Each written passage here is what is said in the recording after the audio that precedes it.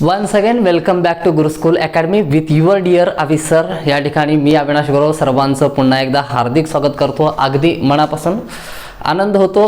आजच्यासारखा दिवस नाही आहे. एक एक्सपिरियन्स सांगतो या ठिकाणी तुम्हाला की आतापर्यंत खूप साऱ्या विद्यार्थ्यांना जिथपर्यंत माझे कॉन्टॅक्ट होते, जिथपर्यंत रिलेशन होते, त्या सगळ्यांपर्यंत मित्र असतील, या सगळ्यांनी आतापर्यंत सहायता केलेली आहे. सगळ्यांना असं सांगितलेलं होतं की चॅनल तुम्ही व्ह्यू करा अथवा न करा, पण सबस्क्राईब नक्की करा. जी अचिव्हमेंट असते ती पूर्ण करण्यासाठी या गोष्टी केलेल्या होत्या. आणि माझे जे सर्व विद्यार्थी आहेत आतापर्यंतचे, तर त्या सगळ्यांनी मी सांगितलं होतं त्या दिवशीच सबस्क्राईब केलेलं होतं. आणि त्या आकड्यांमध्ये रिसेंटली काही थोडासा काय फरक पडलेला आहे.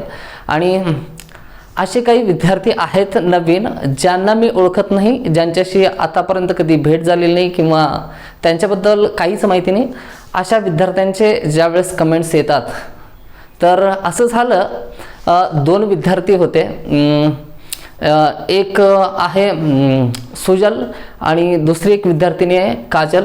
मग ज्यांना मी ओळखत नव्हतो बिलकुल, पण रेग्युलरली त्यांचे कमेंट्स बघितल्याच्या नंतर मी विचारलं त्यांना की तुम्हाला कोणी तुमच्या म्हणजे माझ्या स्टुडंटपैकी कोणी किंवा माझ्या मित्रांपैकी कोणी असं सांगितलं होतं का की ही चॅनलची लिंक आहे, या ठिकाणी व्हिडिओ चांगले आहेत, तुम्ही जाऊन बघा वगैरे, असं कोणी रिकमेंड केलेलं होतं का?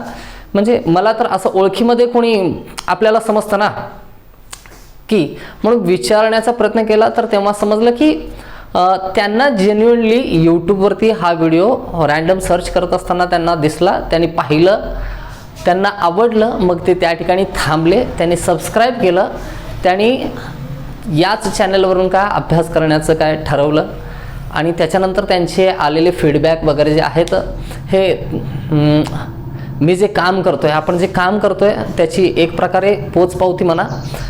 बाकीच्या सर्व विद्यार्थ्यांचं सुद्धा अगदी मनापासून काय आभार मानतो मी, ज्यांनी डे फर्स्टपासून या ठिकाणी काय चॅनलला सपोर्ट केलेला आहे. याच गोष्टी असतात, हीच ऊर्जा असते तुमच्याकडून मिळालेली, जी मला काही वेळा रात्री 2-2, 3-3 वाजेपर्यंत काय झोपू देत नाहीत आणि काय काम करायला भाग पाडतात. तर त्यासाठी तुमच्या सगळ्यांचे काय धन्यवाद. तर चला, तर मग मागच्या पिरियडमध्ये मी जे सांगितलेलं होतं, तर काही लिहिलेलं नाही बोर्डवरती, तर त्या चॅप्टरला आपल्याला सुरुवात करायची मी सांगितलेलं होतं. पर्जन्य जो आहे, पर्जन्याचे प्रकार, टाईप्स ऑफ रेनफॉल जे आहेत, तर त्यांच्याबद्दल आपल्याला काय या चॅप्टरमध्ये अधिक माहिती घ्यायची आहे, डिटेलमध्ये समजावून घ्यायचं आहे. तर क्लायमेट तर संपले, भारतीय हवामान, तर पर्जन्याचे प्रकार एकदा लक्षात आले तर मग शिल्लक असं काहीच राहणार नाही त्या ठिकाणी. बघा, पर्जन्याचे प्रकार या ठिकाणी हेडिंग टाकायचे सगळ्यांनी. पर्जन्याचे प्रकार, याच्यामध्ये मुख्य संपूर्ण जगभरामध्ये जेवढं काही पर्जन्य पडतं, पृथ्वीवरती ज्या ज्या ठिकाणी पर्जन्य होतं, तर ते पर्जन्य, त्याची विभागणी 3 काय प्रमुख भागांमध्ये केली जाते. 3 प्रमुख प्रकार काय पर्जन्याचे पडतात. सगळ्यात पहिला प्रकार आहे कोणता? आवर्त प्रकारचं पर्जन्य आहे. आवर्त पर्जन्य. दुसरा प्रकार आहे या ठिकाणी आपण बघणार आहोत प्रतिरोध प्रकारचं पर्जन्य, आणि ज्याच्याबद्दल थोडंसं मी मागच्या पिरियडमध्ये सांगितलेलं होतं. आणि तिसरा आहे, सॉरी, या ठिकाणी आवर्त नाही, आरोह प्रकारचं पर्जन्य करा. आरोह प्रकारचं पर्जन्य, प्रतिरोध पर्जन्य, आणि थर्ड आहे आवर्त पर्जन्य. तर यांचे सुद्धा काही उपप्रकार पडतील, तर त्या वेळेस जो घटक आपण बघू त्यावेळेस काय त्याच्याबद्दल काय अधिक माहिती घेऊ. तर सगळ्यात अगोदर आपल्याला बघायचं आहे आरोह पर्जन्याच्या बद्दल या ठिकाणी. तर अशा 3ही प्रकारचं पर्जन्य जे आहे ते भारतामध्ये पडतं. भारतामध्ये मुख्यतः कोणतं पर्जन्य पडतं म्हणून सांगितलं आहे? प्रतिरोध प्रकारचं पर्जन्य पडतं म्हणून सांगितलेलं आहे. तर भारतामध्ये आरोह प्रकारचं पर्जन्य सुद्धा पडतं आणि आवर्त प्रकारचं पर्जन्य सुद्धा पडतं. एक घटक तर तुम्हाला झालेला आहे, जेट स्ट्रीमच्या सोबत जे पश्चिमी आवर्त काय वाहून भारतावरती येतात, तर भारताच्या वायव्य भागामध्ये याच आवर्त प्रकारच्या काय पर्जन्य काय भारतामध्ये पडतं, हे मी तुम्हाला सांगितलेलं होतं. तर तेच हे काय आवर्त प्रकारचं पर्जन्य आहे. आणि भारताच्या काय पूर्व किनाऱ्यावरती सुद्धा काय आवर्त पर्जन्य पडतं. संपूर्ण भारतामध्ये तर प्रतिरोध प्रकारचं पर्जन्य पडतंच हे आपल्याला माहिती आहे. आरोह प्रकारच्या पर्जन्याबद्दल तुम्हाला आतापर्यंत मी गोष्टी क्लिअर केलेल्या नाहीत किंवा आरोह प्रकारचं पर्जन्य काय असतं याच्याबद्दल सांगितलेलं नव्हतं. तर अगदी बेसिकपासून सुरुवात करू. आरोह पर्जन्य समजून घेण्यासाठी काही बेसिक गोष्टी असतात ज्या आपल्याला काय माहीत असणं आवश्यक असतं. ते समजलं तर बाकीच्या गोष्टी काय समजण्यासाठी काय सोप्या जातील. तर ही आहे आपली पृथ्वी. पृथ्वीच्या मध्यभागी असतो काय विषुववृत्त. तर या ठिकाणी कर्कवृत्त आहे आणि या ठिकाणी काय मकरवृत्त आहे. उत्तर गोलार्धामध्ये कर्कवृत्त आणि दक्षिण गोलार्धामध्ये मकरवृत्त. आता हा 0 डिग्री सेल्सिअसचा काय आहे या ठिकाणी विषुववृत्त आहे. या ठिकाणी आहे काय कर्कवृत्त आणि या ठिकाणी आहे मकरवृत्त, जे 23.5 अंशावरती उत्तर गोलार्धामध्ये आणि दक्षिण गोलार्धामध्ये अनुक्रमे स्थित आहेत. आपण ज्यावेळेस ITCZ बद्दल बोलतो, आंतर उष्णकटिबंधीय काय अभिसरण क्षेत्राबद्दल बोलतो, तर ज्या ठिकाणी प्रदेश उष्ण असतो त्या ठिकाणी नेहमी काय असतं ITCZ असतं. तर जो पृथ्वीवरील काय सर्वाधिक उष्ण प्रदेश असेल, बघा उत्तरायण काय असतं हे सुद्धा मी तुम्हाला सांगितलेलं आहे. दक्षिणायन काय असतं हे सुद्धा तुम्हाला सांगितलेलं आहे. थोडक्यात सांगायचं झालं तर लंबरूप सूर्यकिरणांचं स्थानांतरण उत्तरेला होणं म्हणजे उत्तरायण आणि विषुववृत्तापासून दक्षिणेला होणं म्हणजे काय दक्षिणायन असेल. मात्र या ठिकाणी असं सांगता येईल की जे सूर्यकिरणे काय उत्तर गोलार्धामध्ये काय त्यांचं स्थानांतरण होतं, तर 1 सेंटीमीटर सुद्धा ते काय कर्कवृत्ताच्या पलीकडे जात नाहीत किंवा उत्तरेला जात नाहीत. त्यांचं विस्तार जास्तीत जास्त कुठंपर्यंत होतो, त्याचं स्थानांतरण 23.5 अंश कर्कवृत्तापर्यंत होतं. आणि दक्षिणायने ज्यावेळेस होतं तर 23.5 अंश मकर वृत्तापर्यंत त्यांचं स्थानांतरण होतं. याच्या पलीकडे अर्धा इंच सुद्धा काय सूर्याच्या काय लंबरूप सूर्यकिरणांचं स्थानांतरण होत नाही. आता सूर्याचं उत्तरायण होत असताना दक्षिणायन होत असताना ज्यावेळेस उत्तरायण होतं त्यावेळेस काय दक्षिण गोलार्धामध्ये हिवाळा, ज्यावेळेस दक्षिणायन होतं त्यावेळेस उत्तर गोलार्धामध्ये हिवाळा. मात्र विषुववृत्ताचा जर आपण विचार केला तर संपूर्ण वर्षभरामध्ये लंबरूप जरी पडत नसतील, वर्षातल्या 2 तारखांना 2 वेळा विषुववृत्तावरती सूर्यकिरणे लंबरूप पडतात. एक 21 मार्च बघितलं होतं आणि दुसरं 23 सप्टेंबर या 2 तारखा बघितल्या होत्या. यावेळेस या ठिकाणी काही लंबरूप सूर्यकिरणे पडतात. मात्र उत्तरायण होत असताना सुद्धा आणि दक्षिणायन होत असताना सुद्धा विषुववृत्तावरती कधी हिवाळा येण्याची शक्यता असेल का? नाही. विषुववृत्तावरती थोडेसे तिरकस पडतील, मात्र त्या ठिकाणी उष्णता कधीही कमी होत नाही. म्हणून आपल्याला असं म्हणता येईल या ठिकाणी की विषुववृत्ताच्या उत्तरेला 5 अंश आणि विषुववृत्ताच्या दक्षिणेला 5 अंश काय 5 अंश दक्षिण अक्षवृत्त ते 5 अंश उत्तर अक्षवृत्त. हा जो पट्टा आहे हा नेहमी वर्षभर कसा असतो तप्त असतो, उष्ण असतो. सूर्यकिरणे काय भरपूर प्रमाणात त्या ठिकाणी उपलब्ध होतात. म्हणून याला काय म्हणतो जास्त उष्णतेचा हा प्रदेश असल्यामुळे उष्णकटिबंधीय विषुववृत्तीय क्षेत्र, उष्णकटिबंधीय विषुववृत्तीय क्षेत्र असं म्हणतो. उष्ण कटिबंधीय विषुववृत्तीय प्रदेश असे म्हणतात. काय म्हणजे वर्षभर या ठिकाणी काय असतं उष्णता असतेच असते असं आहे या ठिकाणी बघा. म्हणून आता ज्या ठिकाणी उष्णता जास्त असेल नेहमी त्या ठिकाणचं तापमान कसं असतं अधिक असतं. मग तापमान अधिक असेल तर या ठिकाणी कमी दाबाचा पट्टा जो आहे तो कायम असतो विषुववृत्तीय प्रदेशामध्ये. आता ज्या ठिकाणी कमी दाबाचा पट्टा असेल तर जास्त दाबाच्या पट्ट्याकडून कमी दाबाच्या पट्ट्याकडे नेहमी वारे वाहत असतात. व्यापारी वाऱ्यांबद्दल तुम्हाला मी सांगितलं होतं. व्यापारी वारे कुणाला म्हणतो आपण व्यापारी वारे बघा 35 अंश उत्तर अक्षवृत्त आणि 35 अंश दक्षिण अक्षवृत्ताकडून दक्षिण अक्षवृत्ताच्या जास्त दाबाच्या पट्ट्याकडून जे वारे विषुववृत्ताकडे काय प्रवाहित होतात, जे वारे विषुववृत्ताकडे प्रवाहित होतात त्या वाऱ्यांना आपण म्हणलं होतं काय व्यापारी वारे असं म्हणलेलं होतं. तर उत्तर गोलार्धामध्ये त्यांना ईशान्य व्यापारी वारे आणि दक्षिण गोलार्धामध्ये त्यांना आग्नेय व्यापारी वारे असं म्हणतात. हे व्यापारी वारे जे आहेत फेरलच्या नियमानुसार, फेरलचा नियम आपल्याला असं सांगतो की उत्तर गोलार्धामध्ये हे वारे कुणीकडे वळतात आपल्या उजव्या दिशेला आणि दक्षिण गोलार्धामध्ये हे वारे आपल्या डाव्या दिशेला वळतात. दोघांची दिशा अशा पद्धतीने असते. तर या ठिकाणी होतं काय आता, ज्या ठिकाणी कमी दाबाचा प्रदेश आहे, जास्त उष्णता असली की वायुदाब कसा असतो, कमी असतो, आणि ज्या ठिकाणी उष्णता कमी असते, तापमान कमी असतं, त्या ठिकाणी वायुदाब नेहमी जास्त असतो, आणि जास्त वायुदाबाकडून कमी वायुदाबाकडे काय वारे वाहत असतात. आता या ठिकाणी जर विषुववृत्त स्थित असेल तर हे झाले उत्तरेकडून येणारे काय व्यापारी वारे, आणि हे झाले दक्षिणेकडून येणारे व्यापारी वारे. विषुववृत्ताच्या जवळ जसे जसे येतात तसं तसं त्या थंड वाऱ्यांची काय तापमान जे आहे, तर ते तापमान कसं होतं, वाढायला लागतं, आणि विषुववृत्ताच्या अगदी जवळ पोहोचल्याच्या नंतर त्यांचं मिलन होणारच आहे. आता मात्र मिलन होण्याच्या जस्ट अगोदर ह्या वाऱ्यांचं तापमान एवढं कमी होतं, हे वारे इतके उष्ण बनतात की ते ऊर्ध्व दिशेने काय प्रवाहित होतात. कमी वायुदाबाचा पट्टा आहे म्हणून काय ऊर्ध्व दिशेने, म्हणजे काय हवा गरम होते, म्हणजेच काय होते, त्याची घनता कमी होते, त्याचं तापमान जे आहे त्याचं वाढतं, आणि गरम असलेली हवा नेहमी काय ऊर्ध्व दिशेने त्यांचं काय आरोहण होतं. यालाच आरोह म्हणतो. आरोह म्हणजे काय वरी जाणे, तर त्या वाऱ्यांचं आरोहण होतं. आता होत असताना या ठिकाणी काही गोष्टी काय परत लक्षात घ्या. बघा, विषुववृत्तीय प्रदेश जो आहे, या विषुववृत्तीय प्रदेशामध्ये खूप सारे काय जलीय पृष्ठभाग आहेत. जगामध्ये सर्वाधिक नद्या ज्या आहेत, सर्वात मोठ्या नद्या ज्या आहेत, या विषुववृत्तीय प्रदेशामध्येच आहेत. फॅक्ट्स आपण जर काढून बघितलं, जगाचं मानचित्र जर आपण काय काढून बघितलं, नकाशा बघितला, तर त्याच्यामध्ये तुम्हाला काय मोठ्या मोठ्या नद्या दिसतील. त्या ठिकाणी जास्तीत जास्त गोड्या पाण्याच्या काही नद्याचा प्रवाह जो आहे तो याच देशांमध्ये, याच भागांमध्ये आपल्याला दिसेल. विषुववृत्तापासून जसं जसं आपण उत्तर ध्रुवाकडे किंवा दक्षिण ध्रुवाकडे जाऊ तसं तसं नद्यांचं प्रमाण काय होतं, कमी होतं. आता जास्त नद्या ज्या असतील त्या ठिकाणी काय बाष्पाचं प्रमाण सुद्धा जास्त असेल.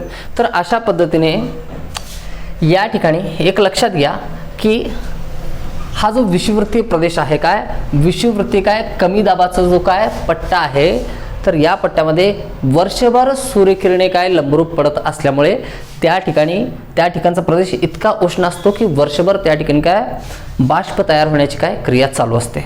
मग नदी असतील, नाले असतील, सरोवर असतील त्या ठिकाणी, किंवा समुद्र असेल, तर त्या सगळ्यातून काय बाष्प तयार होत असतं. आणि होतं काय, जो प्रदेश हा उष्ण आहे, तर मागच्या पिरियडमध्ये हे सुद्धा सांगितलेलं होतं की जे स्थलीय पृष्ठभाग आहेत ते लवकर गरम होतात आणि लवकर थंड होतात, सागरी पृष्ठभागांच्या तुलनेत किंवा जलीय पृष्ठभागांच्या तुलनेत. आता जलीय पृष्ठभागावरती तापमान कमी असेल, पाणी काय लवकर गरम होत नसेल, तर त्या ठिकाणी तापमान कसं असतं, कमी असतं, म्हणून जास्त वायुदाबाचा पट्टा असतो. आणि जे स्थलीय पृष्ठभाग आहेत, जे भूखंड आहेत, त्या ठिकाणी म्हणजे जमीन लवकर तापते, दुपारी 2 पर्यंत तापमान एवढं वाढत जातं त्या ठिकाणी की त्या ठिकाणी कमी वायुदाबाचा पट्टा तयार होतो. मग नेहमी अशा जलीय पृष्ठभागाकडून या स्थलीय पृष्ठभागाकडे वारे वाहत असतात, आणि हे वारे जे आहेत ते बाष्पयुक्त असतात. बाष्प खूप मोठ्या प्रमाणात काय त्यांच्यामध्ये या ठिकाणी सॅच्युरेट झालेलं असतं, संतृप्त झालेलं असतं. आणि हे व्यापारी वारे सुद्धा तर काय या कमी दाबाचा जो काय विषुववृत्तीय कमी दाबाचा पट्टा जो आहे, 5 अंश उत्तर अक्षवृत्त ते 5 अंश दक्षिण अक्षवृत्त यांच्याकडे काय प्रवाहित होतात. मग अशा पद्धतीने प्रवाहित झाल्याच्या नंतर या ठिकाणी हे वारे प्रवाहित झाल्याच्या नंतर यांचं आरोहण व्हायला सुरुवात होते. विषुववृत्तीय प्रदेशाच्या जवळ आल्याच्या नंतर हे सर्व वारे जे आहेत तर त्यांचं आरोहण म्हणजे काय वातावरणाच्या काय वरच्या स्तरामध्ये ते जायला काय सुरुवात होते. मग घडतं काय, मग बघा मागच्या व्हिडिओमध्ये तुम्हाला मी कमेंटमध्ये कळवायला सांगितलं होतं, काही विद्यार्थ्यांनी कळवलेलं सुद्धा आहे, ॲन्सर सांगितलेलं आहे. 164 और 165 म्हणता येईल, स्टँडर्ड आपल्याला नंबर घेता येईल. लॅबमधला हा रेट आहे प्रति 165 मीटरला 1 डिग्री सेल्सिअस एवढं तापमान वातावरणामध्ये जसं जसं आपण वरी जातो तसं तसं कमी होतं. म्हणजे सपोज करा की ही पृथ्वी आहे, पृथ्वीवरलं तापमान समजा सध्या आहे किती, समजा 27 डिग्री सेल्सिअस आहे. किती, 27 डिग्री सेल्सिअस. जर पृथ्वीच्या काय पृष्ठभागापासून 1650 मीटर म्हणजे जवळपास 1.5 किलोमीटर अंतर जर आपण काय वरी आकाशामध्ये गेलो, आभाळामध्ये गेलो, तर 27 किती 10 डिग्री सेल्सिअसने तापमान कमी होईल आणि 17 डिग्री सेल्सिअस होईल. बघा 1600चं 3300 मीटर 3300 मीटर म्हणजे खूप नाही. या ठिकाणी जवळपास 3.5 किलोमीटर फक्त आपण काय जर वातावरणामध्ये काय वरी गेलो तर त्यावेळेस तिथलं तापमान किती झालेलं असेल, आणखीन 10 डिग्री सेल्सिअसनं कमी होईल म्हणजे 7 डिग्री सेल्सिअस, आणि जवळपास आपण 4.5-5 किलोमीटर किंवा 4,500 ते 5,000 मीटर जर काय वातावरणात गेलो तर तिथं हिमरेखा असते. त्या ठिकाणी टेम्परेचर किती असतं, बिलो दॅन 0 डिग्री सेल्सिअस, आणि त्याच्या वरही सुद्धा जर आपण पोहोचलो तर -40 -50 पर्यंत काय तापमान पोहोचतं. विषुववृत्तीय प्रदेशामध्ये नेहमी तापमान किती असतं, 40-42 डिग्री सेल्सिअस, म्हणजे पृथ्वीवरला सर्वाधिक उष्ण प्रदेश हा असेल, उष्णकटिबंधीय विषुववृत्तीय प्रदेश आहे. तर याचा अर्थ त्या ठिकाणी उष्णता जास्त असते, तापमान सुद्धा कसं असेल, जास्त असेल. 42 ते 45 डिग्री पर्यंत त्या ठिकाणी काय असतं, तापमान काय अति उच्च असं असतं. मग ज्यावेळेस आरोहण होतं, हे वारे बाष्पसंतृप्त वारे जेव्हा काय हलके बनल्यामुळे वातावरणाच्या वरच्या स्तरामध्ये जात असतात, तसं जात असताना यांच्यामध्ये काय अशा काय सर्पिलाकार प्रमाणे हे वारे काय करतात, अशा पद्धतीने वातावरणामध्ये जातात. आणि ज्या वेळेस हे वातावरणामध्ये काय वरच्या स्तरामध्ये जायला लागतात, त्यांचं टेम्परेचर काय होतं, कमी होत जातं. आणि ज्या वेळेस हे वारे एका पर्याप्त स्तरावरती पोहोचतात, वातावरणाच्या काय तापांबराच्या थरामध्ये एका पर्याप्त स्तरावरती ज्यावेळेस पोहोचतात, तर त्यांचं तेव्हा टेम्परेचर जे आहे तर ते खूप म्हणजे खूप कमी होतं. बघा, त्याच्या अगोदर ही गोष्ट लक्षात घ्या, संपूर्ण दिवसभरामध्ये या ठिकाणी सांगतोय आरोह प्रकारचं पर्जन्य काय, अगोदर हे लक्षात घ्या. हे वारे जेव्हा हिमरेखा ओलांडतात म्हणजे तापमान काय, म्हणजे हे जे बाष्पसंतृप्त हवा आहे यातील बाष्पाचं रूपांतर हळूहळू कशामध्ये होतं, सूक्ष्म जलकणांमध्ये. आणि मागच्या व्हिडिओमध्ये सांगितल्याप्रमाणे हे जे सूक्ष्म जलकण आहेत यांच्यामध्ये असलेल्या इंटरमॉलिक्युलर अट्रॅक्शनमुळे यांचं पाण्याच्या थेंबांमध्ये रूपांतर होतं. आणि हे जे थेंब ज्यावेळेस काय जमिनीवरती पोहोचतात त्यालाच आपण काय म्हणतो, पर्जन्य असं म्हणतो. आणि या सूक्ष्म जलकणांमध्ये जे रूपांतर होतं ती कन्सेप्ट काय होती, सांद्रीभवनाची प्रक्रिया होती. तर सांद्रीभवन होतं, पर्जन्य तयार होतं, आणि ते पर्जन्य कुठं येतं, पृथ्वीवरती येतं. यालाच म्हणतो आपण काय, आरोह प्रकारचा पर्जन्य पडला. या ठिकाणी कोणत्याही प्रकारचे काय डोंगर किंवा उंच प्रदेश मदत केलेले नाहीत. या ठिकाणी कारणीभूत असलेला प्रदेश कोणता आहे, उष्णकटिबंधीय विषुववृत्तीय प्रदेश किंवा कमी वायुदाबाचा विषुववृत्तीय प्रदेश असं आपल्याला म्हणता येईल. तर या प्रकारच्या पर्जन्याला आपण काय म्हणतो, आरोह प्रकारचे पर्जन्य असं म्हणतो. वाऱ्यांचं आरोहण झाल्यामुळं त्याच ठिकाणी जे पर्जन्य पडतं, तर 5 अंश उत्तर अक्षवृत्त ते 5 अंश दक्षिण अक्षवृत्त यांच्या दरम्यान हा आरोह प्रकारचा पर्जन्य पडतो. याचा विस्तार थोडासा 10 डिग्री सेल्सिअस पर्यंत सुद्धा कधी कधी असू शकतो, उत्तर गोलार्धामध्ये सुद्धा आणि दक्षिण गोलार्धामध्ये. आपण फिक्स असं सांगू शकत नाही की 5 डिग्री काय 5 अंश उत्तर अक्षवृत्ताची काय अक्षवृत्त आहे त्याच्या पलीकडे बिलकुल पर्जन्य पडणार नाही असं आपल्याला सांगता येत नाही. पर्जन्याचं प्रमाण हळूहळू कमी होत जातं. आणि 10 डिग्री सेल्सिअसच्या 10 डिग्री काय 10 डिग्रीचा जो अक्षवृत्त आहे तर त्याच्या पलीकडे मात्र काय आरोह प्रकारचं पर्जन्य पडत नाही. आता लक्षात घ्या, पर्जन्याचं नेमके वैशिष्ट्य काय, पर्जन्य नेमकं कोणत्या म्हणजे काय कोणत्या पद्धतीने पडतं. दिवसाला सुरुवात झाल्याच्या नंतर वातावरण अतिशय काय हळूहळू 12-1 पर्यंत काय तापत जातो. उष्णतेचा जो हा प्रभाव आहे तो वाढत जातो. अशा पद्धतीने दुपारी 2 पर्यंत जमीन अगदी इतकी तप्त बनते, म्हणजे हा जो विषुववृत्तीय पट्टा आहे तो इतका उष्ण बनतो, तापमान इतकं जास्त बनतं की हे जे वारे आहेत जलद गतीने काय म्हणजे काय वातावरणामध्ये काय वरी जाण्याचा प्रयत्न करतात. म्हणजे व्यापारी वारे काय समशीतोष्ण प्रदेशाकडून येतात, विषुववृत्तीय प्रदेशामध्ये प्रवेश करतात, गरम अति उष्ण बनतात आणि लगेचच म्हणजे जेवढं वातावरण काय उष्ण असेल तेवढं वाऱ्यांच्या आरोहणाची क्रिया जी आहे ती जास्त गतीने घडते. ही क्रिया कधीपर्यंत घडते, 2 ते 3 वाजेपर्यंत, जोपर्यंत काय उष्णता जास्त आहे म्हणजे काय सूर्यकिरणांचं काय या ठिकाणी जोपर्यंत या ठिकाणी काय तापमान काय वाढत चालले तोपर्यंत ही क्रिया घडते. 4च्या सुमारास काय होतात, 4च्या सुमारास या ठिकाणी हे जे हवा आहे तर ती वातावरणाच्या काय त्या वरच्या टप्प्यामध्ये पोहोचते आणि संध्याकाळच्या टायमाला मुसळधार असा पाऊस पडतो. रोज संध्याकाळच्या टायमाला 4 ते 6 पकडा किंवा 4 ते 7 पर्यंत टायमिंग पकडा तर तेवढ्या वेळामध्ये पर्जन्य पडतं. मग ही जी क्रियाविधी आहे ही रोज घडणारी क्रियाविधी आहे आणि यामुळं या विषुववृत्तीय प्रदेशामध्ये जे आरोह प्रकारचं पर्जन्य पडतं तर ते कसं पडतं, मुसळधार पर्जन्य पडतं किंवा यालाच काय म्हणतो आपण धो प्रकारचा पाऊस पडतो, जो झोडपून काढतो ते पर्जन्य. या विषुववृत्तीय प्रदेशामध्ये पर्जन्याचे दिवस सर्वाधिक असतात. विषुववृत्तापासून जसं जसं आपण उत्तर ध्रुवाकडे जाऊ किंवा दक्षिण ध्रुवाकडे जाऊ, हे पर्जन्याचे दिवस कसे होतात, कमी कमी होत जातात. सगळ्यात महत्त्वाची गोष्ट, त्याच्यानंतर आरोह प्रकारचं पर्जन्य जे आहे, ही जी क्रियाविधी आहे आरोह प्रकारच्या पर्जन्याच्या काय पडण्याची, ती रोज घडते. वर्षभर या ठिकाणी उष्णता असते, सूर्यकिरणे लंबरूप असतात, तर वर्षभर व्यापारी वारे वाहतात, त्यांचं आरोहण होतं, वारे थंड होतात आणि पर्जन्य पडतं.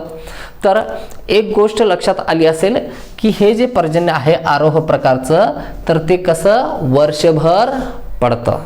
समजा भारताच्या मध्यातून कर्कवृत्त न जाता जर मकरवृत्त गेला असता, विषुववृत्त जर गेला असता, तर भारतामध्ये 4 महिने पर्जन्य नसतं पडलं, भारतामध्ये वर्षभर पर्जन्य पडलं असतं. मग जगातील काही प्रदेश आहेत ज्या ठिकाणी वर्षभर पर्जन्य पडतं. मला सांगा, जगातील सगळ्यात मोठं जंगल कोणतं आहे? ॲमेझॉनचं जंगल आहे. कुठं आहे? दक्षिण अमेरिका खंडामध्ये. दक्षिण अमेरिका खंडाच्या काय उत्तर भागामध्ये ब्राझील हा देश आहे. तर या ब्राझील देशामध्ये ॲमेझॉन नदीचं खोरं आहे, ॲमेझॉनचं जंगल आहे. बघा, ब्राझीलचं क्षेत्रफळ जवळपास भारताच्या 5 पट आहे. किती? 5 पट आहे. तरी सुद्धा ब्राझीलची लोकसंख्या खूप पटींनी भारतापेक्षा काय कमी आहे. ब्राझीलचा जो उत्तरेकडील भाग आहे, ज्या ठिकाणी ॲमेझॉन नदी वाहते आणि ॲमेझॉनचं जो संपूर्ण काय खोरा आहे, तो एवढा दलदलीचा भाग आहे. म्हणजे कल्पना करा तुम्ही. बघा, ॲमेझॉन नदीबद्दल मी सांगतो. ॲमेझॉन नदी ही काय जगातली सगळ्यात मोठी नदी आहे. सगळ्यात लांब नदी आणि सगळ्यात मोठी नदी यांच्यामध्ये फरक आहे. तर हाच फरक नाईल आणि ॲमेझॉनमध्ये आहे. ॲमेझॉन नदी ही ब्राझीलमधील म्हणजे जगातील सगळ्यात मोठी नदी आहे. आता अटलांटिक महासागराला, उत्तर अटलांटिक महासागराला ज्या ठिकाणी ब्राझील नदी जाऊन मिळते ना, समजा हा अशा पद्धतीने आहे, हा समुद्र आहे, या ठिकाणी दाखवू, हा अशा पद्धतीने काय समुद्र आहे, हा अशा पद्धतीने समुद्र आहे, अटलांटिक महासागर आहे. आणि हे अशा पद्धतीने काय ब्राझील नदी जी ॲमेझॉन नदी जी आहे, तर ती अटलांटिक महासागराला काय जाऊन मिळते. तर या नदीची रुंदी जी आहे, म्हणजे नदीचं जे पात्र आहे समुद्राला जाऊन मिळत असतानाचं, तर ते किती आहे? 240 किलोमीटर. किती? 240 किलोमीटर. म्हणजे या नदीवरती जर पूल बांधायचा असेल ॲमेझॉन नदीवरती, तर तो किती असेल? 240 किलोमीटरचा. आणि विचार करा, ही ॲमेझॉन नदीचं पात्र जे आहे सर्वाधिक मोठं पात्र किती असेल? 1200 किलोमीटरचं आहे. किती? 1200 किलोमीटर. म्हणजे एवढा दलदलीचा भाग आहे. जगामध्ये तुम्हाला काय भेटणार सुद्धा नाहीत एवढे मोठाले मच्छर त्या ठिकाणी असतात. एवढा तो दलदलीचा प्रदेश. त्या ठिकाणी आणखीन म्हणजे काय मानवी जीवनाचा काय विकास झालेला नाही. अगदी दुर्गम भाग आहे. त्या ठिकाणी आणखीन रस्ते सुद्धा तयार झालेले. सगळ्यात मोठ्या जंगलाची परिकल्पना तुम्ही कल्पना करू शकता. हे ॲमेझॉनचं काय जंगल एवढं मोठं आहे. तर हे कुठं आहे? विषुववृत्तीय प्रदेशामध्ये आहे. त्याच्यानंतर काँगोचं खोरं जे आहे ते सुद्धा विषुववृत्तीय प्रदेशामध्ये आहे. बरेच देश आहेत जे काय विषुववृत्तीय काय या उष्णकटिबंधीय प्रदेशामध्ये येतात, ज्या की ठिकाणी रोज पर्जन्य पडतं. त्याला काय म्हणतो? आरोह प्रकारचं पर्जन्य. आणखीन एक गोष्ट या ठिकाणी सांगायची आरोह पर्जन्याच्या बाबतीत. आता या ठिकाणी जी जंगले वाढतात, ज्या वृक्षांना वर्षभर काय पाणी मिळतं, वर्षभर सूर्यप्रकाश मिळतो, दिवसभर संध्याकाळच्या टायमाला काय पर्जन्य उपलब्ध होतं, तर ती जंगलं कशी असतील? अतिशय घनदाट आणि अतिशय उंच ती जंगले असतात. आणि त्या जंगलांना काय, आणि ती जंगले काय वर्षभर हिरवीगार असतात. ज्यांना वर्षभर पाण्याचा पुरवठा असेल, ती वर्षभर हिरवीगारच असतील ना, तर त्यांना म्हणतो आपण काय? सदाहरित वने. त्या वनांना वेगवेगळी नावे आहेत. बघा, वनांच्या प्रकारांचा अभ्यास जेव्हा करतो, या ठिकाणी आरोह प्रकारचं पर्जन्य, विषुववृत्तीय प्रदेश हे जर लक्षात आले, तर तुम्हाला काय वनांच्या प्रकारांचा वेगळा अभ्यास करायची कधीच आवश्यकता नसते. वनांचे प्रकार सांगतो कोणते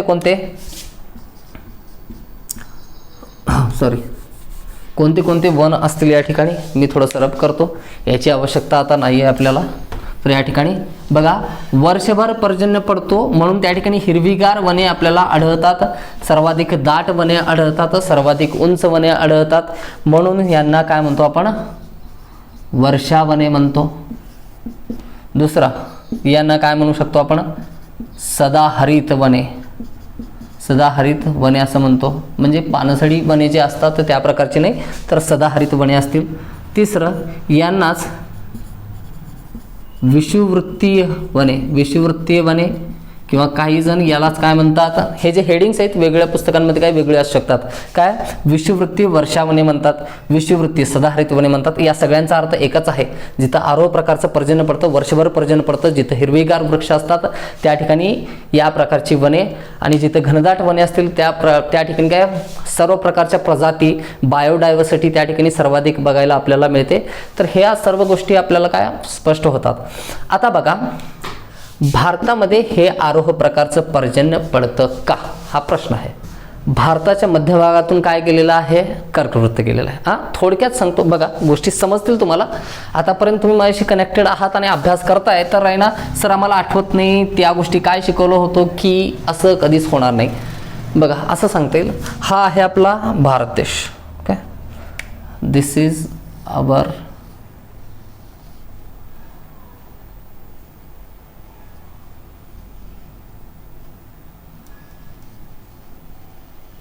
असा, आणि भारताच्या मध्यभागातून काय केलेलं आहे, कर्कवृत्त केलेलं आहे. कर्कवृत्त किती डिग्री चॅनलचं आहे, 23.5 अंशाचं कर्कवृत्त आहे. आणि भारताचा विस्तार बघत असताना मी तुम्हाला सांगितलं होतं 8 अंशपासून ते 37 अंश, आणि या 8 अंशाच्या दक्षिणेला सुद्धा तर भारत आहे. कोणता, बघा भारताचा अभ्यास करत असताना या गोष्टी काय विसरून चालणार नाहीत. हे अशाप्रमाणे आराकान योमा पर्वताचा जो काय जलमग्न भाग काय विस्तारलेला आहे तो कोणता आहे, अंदमान निकोबार द्वीप समूह, जो की काय भारताच्या मालकीचा प्रदेश आहे, म्हणजे भारत आहे. याचा विस्तार कुठपर्यंत आहे, 6 डिग्रीपर्यंत. तर इंदिरा पॉइंट हे जे होतं अति दक्षिणेकडील टोक, तो आपण अभ्यासलेला आहे. आता या 6 अंशाच्या खाली 0 डिग्री सेल्सिअस कोणता असेल, विषुववृत्त असेल. आणि 5 डिग्री सेल्सिअस पर्यंत काय आहे, 5 डिग्री सेल्सिअस म्हणजे 5 अंश अक्षवृत्त जे आहे, 5 अंश उत्तरी अक्षवृत्त ते 5 अंश दक्षिणी अक्षवृत्त, हा आहे उष्णकटिबंधीय विषुववृत्तीय प्रदेश. तर या भागामध्ये आरोह प्रकारचं पर्जन्य पडतं. तर याचा थोडासा विस्तार उत्तरेला आणि थोडासा विस्तार दक्षिणेला होऊ शकतो. आरोह प्रकारचं पर्जन्य भारतामध्ये निकोबार बेटांमध्ये पडतो. कुठं, निकोबार बेटांमध्ये. अंदमान बेटांवरती आरोह प्रकारचं पर्जन्य पडत नाही. तर भारतातील हा एकमेव प्रदेश आहे निकोबार द्वीप समूह ज्या की ठिकाणी आरोह प्रकारचं पर्जन्य पडतं. हे फॅक्ट आहे. आता हे फॅक्ट पाठ करून जायचं नाही. लुसेंटमध्ये असेल किंवा बरेच काय पब्लिकेशन्स आहेत ज्याच्यामध्ये तथ्य दिलेले असतात, तथ्य पाठ करायचे आहेत. आरोह प्रकारचं पर्जन्य हा एक घटक जर तुम्हाला काय व्यवस्थित समजला, खूप साऱ्या प्रश्नांची उत्तरं तुम्ही सांगू शकता. तुम्हाला पाठ करून ठेवायची आवश्यकता नसते. तुम्हाला कधी विधान जर विचारलं गेलं की सांगा अरुणाचल प्रदेशमध्ये आरोह प्रकारचं पर्जन्य पडतं, प्रतिरोध प्रकारचं पर्जन्य पडतं, आवर्त प्रकारचं पर्जन्य पडतं किंवा कोणत्याही प्रकारचं पर्जन्य पडत नाही, तुम्हाला चारही विधानांबद्दल फॅक्ट माहिती असून चालत नाही. तुम्हाला फक्त आरोह प्रकारचं पर्जन्य काय आणि प्रतिरोध प्रकारचं पर्जन्य काय असेल तर भारतातल्या पर्जन्यावरती कोणताही प्रश्न विचारू द्या, तुम्ही त्याचं उत्तर देऊ शकता. गोष्टी जेव्हा तुमच्या लक्षात येतील, समजतील, त्यावेळेस तुम्हाला त्याची कल्पना येईल की म्हणजे what is the real sense of study. तर ही लर्निंग प्रोसेस आहे, याच पद्धतीने अभ्यास केला जातो. तर हे एवढंच सांगायचं आहे. तर हे अशा पद्धतीने भारताच्या काय निकोबार बेटांमध्ये पर्जन्य पडेल. आणि हे जे 8 डिग्री चॅनल आहे तर याच्या पलीकडे मात्र याचा विस्तार असू शकत नाही. म्हणून भारतामध्ये कुठेही काय आवर्त प्रकारचं पर्जन्य पडत नाही. निकोबार द्वीपसमूह जर सोडला तर भारतामध्ये, संपूर्ण भारतामध्ये कोणत्या प्रकारचं पर्जन्य पडतं, प्रतिरोध प्रकारचं पर्जन्य पडतं. तर हे झालं आरोह प्रकारचं पर्जन्य. आपण आजच्या पिरियडमध्ये संपवलेलं आहे. तर एवढं पुरेसं आहे आज. तर आपण या ठिकाणी काय थांबू. आणखीन 2 प्रकार आहेत, प्रतिरोध प्रकारचं पर्जन्य आणि आवर्त प्रत्यावर्त प्रकारचे पर्जन्य. ते आपण उद्याच्या पिरियडमध्ये बघू. तोपर्यंत या ठिकाणी थांबू, विश्रांती घ्या. अगदी काय जिद्दीने अभ्यासाला लागा. संपूर्ण अभ्यास कंप्लीट झाल्याच्या नंतर तुम्ही काय कोणती एक्झाम असेल निश्चितपणे काय क्रॅक करू शकता. हा आत्मविश्वास स्वतःजवळ ठेवा आणि आपण एका राईट ट्रॅकवरती आहोत तर याचं समाधान नेहमी असू द्या. तर धन्यवाद. थांबू या ठिकाणी.